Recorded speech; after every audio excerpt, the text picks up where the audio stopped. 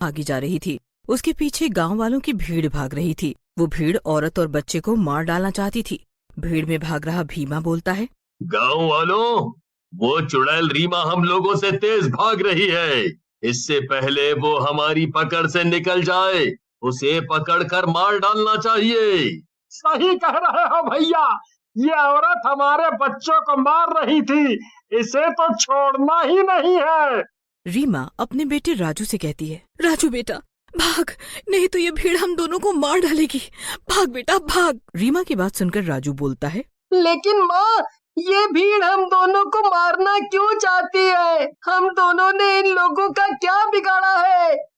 पता नहीं बेटा, मैं नहीं जानती, लेकिन तू अब और सवाल मत पूछ और भागता रहे, नहीं तो ये लोग हम दोनों की जान ले लेंगे। भाग बेटा भाग। लेकिन तभी राजू भागते भागते गिर जाता है और गांव वाले उसे घेर लेते हैं। ये देख रीमा भी रुक जाती है और राजू के पास आ जाती है। तब तक गांव वाले भी वहां आ जाते हैं। रीमा गांव वालों से बोलती है, गांव वालों, हमने तुम सबका क्या बिगाड़ा है? तुम सब लोग हमारी जान के पीछे क्यों पड़ गए हो? क्या बिगाड़ा है? देखो गांव वालों, कितनी भोली बन रही है, हमारे बच्चों को मार मार कर खा रही थी और कितनी भोली बन रही है। भीमा की बात सुनकर रीमा बोलती है, कैसी बातें कर रहे हो भीमा भैया? आप तो मुझे अपनी बहन कहते थे, आज चुड़ैल कह रहे हो? आपको लगता है कि मैं ऐसा पाप कर सकती हूँ? मैंने कुछ नहीं किया, मुझे और मेरे बेटे को यहाँ से जाने दो। रीमा की बात सुनकर ननकू नाम का गांव वाला बोलता है, 100 चूहे खाकर बिल्ली क्या बोल रही है?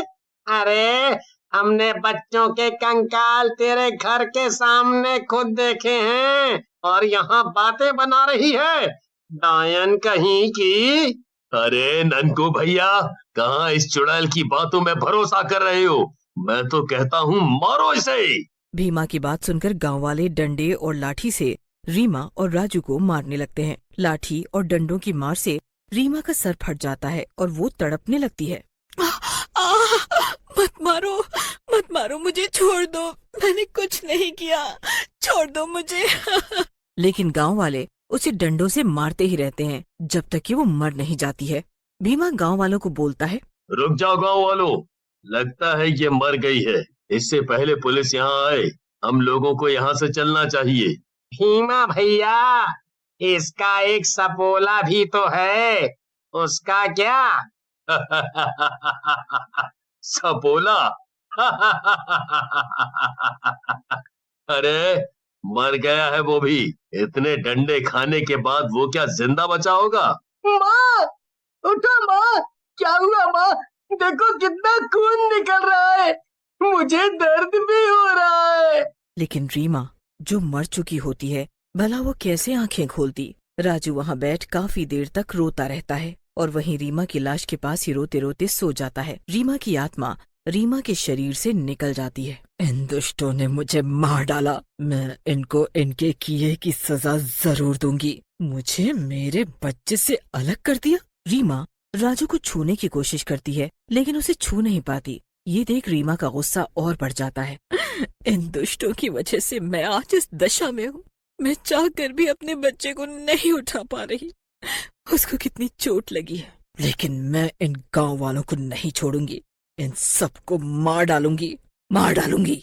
ऐसा कहकर रीमा गुस्से में वहाँ से चली जाती है। अगली सुबह वहाँ से ललन नाम का एक गांव वाला जा रहा होता है। वो राजू और रीमा की लाश को देखता है। हे राम, इन दुष्ट गांव वालों ने रीमा और राजू को मार डाला।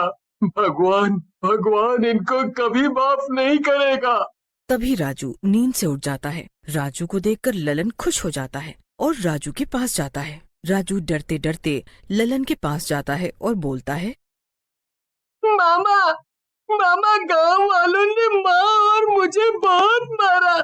देखो, माँ कुछ भी नहीं बोल रही है। माँ से कहो ना मुझसे बात करे।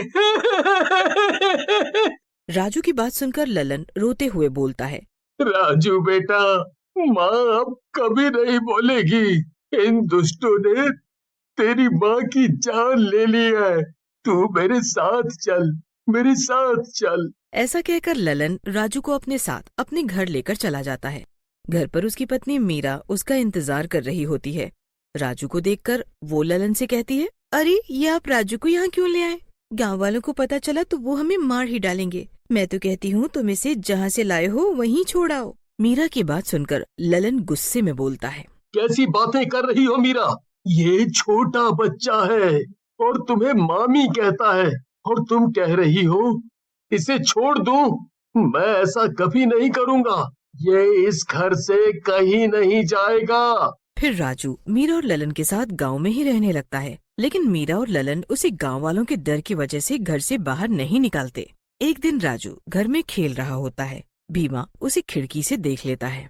अरे ये तो राजू है, उसी चुड़ैल रीमा का बेटा। लेकिन ये जिंदा कैसे बच गया? लगता है ये लल्लन इसे पाल रहा है। ऐसा कहकर भीमा वहाँ से चला जाता है और गांव वालों को लेकर ललन के घर पहुँच जाता है और गुस्से में बोलता है, लल्लन, तूने ये ठीक नहीं किया। एक डायन के बेटे को अपने घर में छुपा कर रखा। तुझे पता है ना, इसकी माँ हमारे बच्चों को मार कर खा जाती थी। तुझे ऐसा नहीं करना चाहिए था। भीमा भैया आप गुस्सा ना करो। मैं जानता हूँ रीमा बहन ऐसा नहीं कर सकती। इस छोटे बच्चे को कुछ मत करो। डायन का बेटा शैतान ही होगा। कल को ये भी बड़ा होकर ही सबको मारेगा। इससे पहले ये हम सबको मारे, हम सब गांव वाले इसे मार डालेंगे। ऐसा कहकर भीमा और गांव वाले राजू की तरफ बढ़ने लगते हैं। लेकिन तभी आसमान में जोर जोर से बादल गरजने लगते हैं और बहुत तेज बिजली कड़कती है। तभी वहाँ चुड़ैल आ जाती है।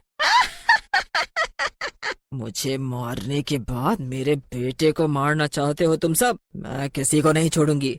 सबके सब मरोगे इस बारिश में। हाँ, ऐसा कहकर चुड़ैल वहाँ से चली जाती है और गांव में जोरों से बारिश होने लगती है और कई दिनों तक होती रहती है। पास की नदी भर जाने के कारण गांव में बाढ़ आ जाती है। फिर गांव वाले और भीमा मिलकर ललन के घर पहुँचते हैं। भीमा ललन से कहता है, लल्लन भैया, इस बारिश से तुम ही हमें बचा सकते हो। हमें बचा लो, नहीं तो ये पानी हम सबको मार डालेगा। मैं क्या कर सकता हूँ भीमा भाई? ये सब तो तुम सब गांव वालों को उस रीमा बहन को मारने से पहले सोचना चाहिए था। तुम लोगों ने उस निर्दोष औरत की जान ले ली। तभी वहाँ चुड़ैल आ जाती है और हंसते हुए बोलती है, क्या हुआ गांव वालों, आ गई अकल ठिकाने पर? आ गए मेरे भाई से मदद मांगने। लेकिन मैं किसी की बात नहीं मानूंगी। तुम सब लोगों को अपने किए की सजा भुगतनी ही पड़ेगी। हाँ, यही तो मैं चाहती हूँ कि तुम सब गांव वाले तड़प तड़प कर मरो जैसे मैं मरी थी। अब ये बारिश तुम लोगों के मरने के बाद ही रुकेगी। नहीं माँ, तुम ऐसा कुछ मत करो, नहीं तो आप में और इन सब लोगों में क्या फर्क रह गया? आप ही ने तो हमेशा सिखाया था मुझे कि दूसरे की जान लेना पाप है। नहीं राजू बेटा, तुम इन गांव वालों को नहीं जानते। ये बहुत ही चालाक है, सब नौटंकी कर रहे हैं। नहीं नहीं रीमा बहन, हम सच कह रहे हैं। हमसे सच में बहुत ही बड़ी गलती हो गई। अब हम कभी ऐसा नहीं करेंगे और आज से राजू इस पूरे गांव का बेटा है। फिर राजू, ललन और मीरा के कहने पर चुड़ैल गांव वालों को छोड़ देती है और बारिश को भी बंद कर देती है।